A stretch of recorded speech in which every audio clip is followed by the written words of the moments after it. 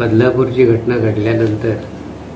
अनेक पडसाद महाराष्ट्रात आणि देशात उमटत आहेत। मुळातच ही घटना जेवढी दुर्दैवी आहे, निंदनीय आहे आणि संतापजनक आहे, तेवढीच त्यानंतर जे ॲक्शन घेणं गरजेचं होते त्या बाबतीत सुद्धा प्रशासन आणि सगळ्या यंत्रणेकडनं ज्या पद्धतीनं जी दिरंगाई झाली आणि या सगळ्याचा परिपाक ह्या उद्रेकामध्ये दिसतो आहे। मुळातच महाराष्ट्र हे सुसंस्कृत आणि सगळ्या दृष्टीनं सगळ्यांना सुरक्षित असलेलं असं राज्य आहे आणि गेल्या काही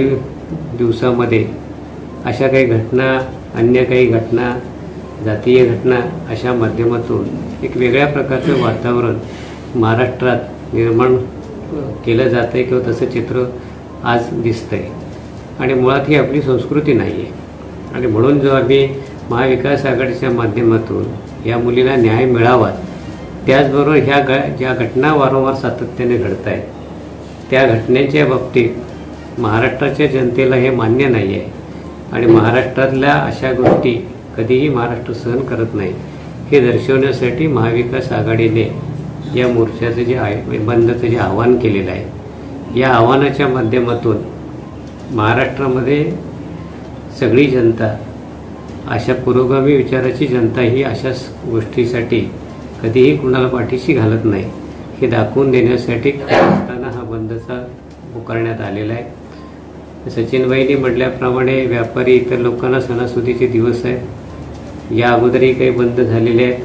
त्याही बाबतच्या काही गोष्टी आहेत, पण तरीसुद्धा हा जो बंद आहे ही आपली शांतता, सुव्यवस्था आणि कायदा सुव्यवस्था महाराष्ट्रामध्ये राहावी, महाराष्ट्रातला सांस्कृतिक सलोखा आणि टिकून राहावा या वातावरण निर्मितीसाठीचा असल्या कारणाने याला सगळ्यांनी त्याच्यामध्ये सहभाग घ्यावा, आमच्या आव्हानाला प्रतिसाद द्यावा आणि हा बंद यशस्वी करण्यासाठी सर्वांचं सहकार्य लाभावं अशी विनंती महाविकास आघाडीच्या माध्यमातून आम्ही सर्वांना करतो आहोत।